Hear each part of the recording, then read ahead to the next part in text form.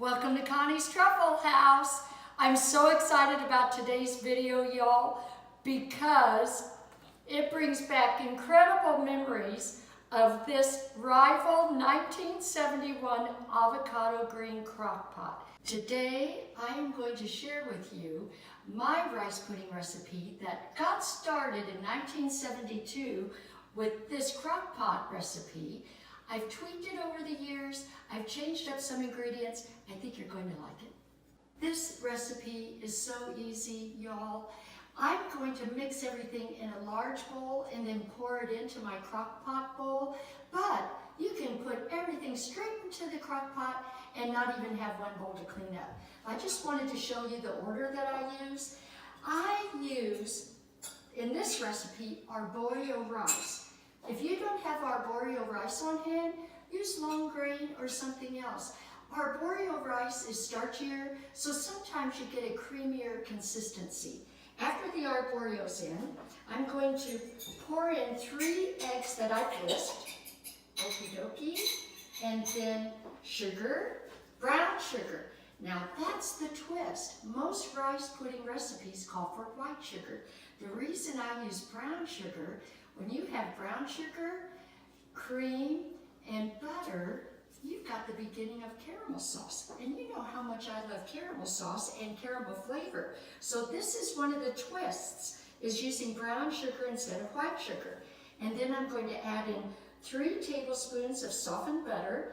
Here's another one of those yummy ingredients. The butter doesn't have to be incorporated perfectly because it's going to melt in the crock pot, right?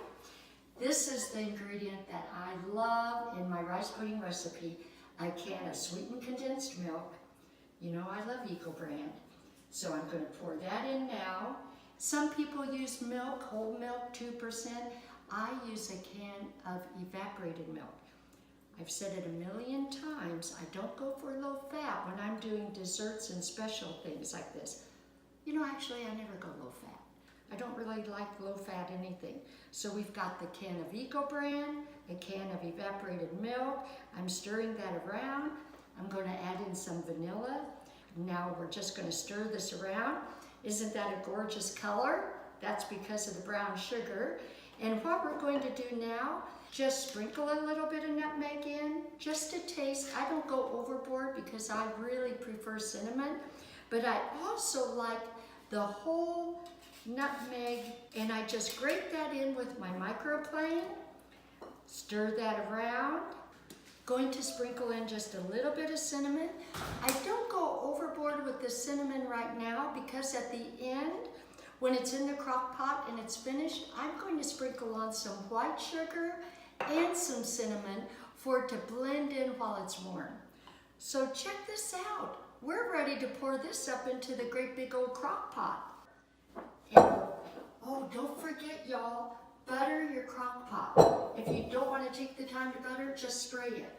So be careful pouring that in. Get all those yummy bits all the way in. We are good to go. I'm going to place this on top of the crock pot on low. And it could take several hours on low. If you're in a hurry and you want this to be finished in no time at all, you can put it on a higher crock pot temperature, but be sure you go in and stir it often because it will stick. Friends, I have the crock pot sitting in the container. I've got it on low, got the lid on. I'm going to come back and check on it periodically and make sure I don't need to stir it to keep it from sticking. The rice pudding I made early this morning is ready. The white crock pot is Kristen's, and she brought it today so that I could make it again for y'all. So now we're at the point where it's all done. I'm going to just sprinkle the top with some white sugar, a little bit more cinnamon. We're going vintage today. I'm going to serve up this rice pudding in my husband's mother's dishes from the 1920s. I love these dishes. And then we're going to serve up some of Connie's caramel sauce, since that brown sugar ingredient gives it a little bit of a caramel twist, with some of my hot homemade caramel sauce. Just drizzle, you don't have to go overboard. I'm going to put a dollop of freshly whipped heavy organic cream on top of this out of my granny's old bowl that she used to mix up everything in. So we got that on top. And I like to top it off with just a little sprinkle of cinnamon. Another cute way to serve this up would be in a cute mug that just happens to have Abby's face on it. Everything tastes good out of a cute mug with a cute puppy on it. Let's give this a little taste. Oh y'all, that is so, so good. I can't wait for you to try it. I believe we have experienced just a little taste of heaven right here in Austin, Texas. Before I say goodbye to y'all, thank you for coming today. You know how much I love y'all. Go on the website to get all the ingredients, and we can't wait to see you next time. Love y'all. Bye.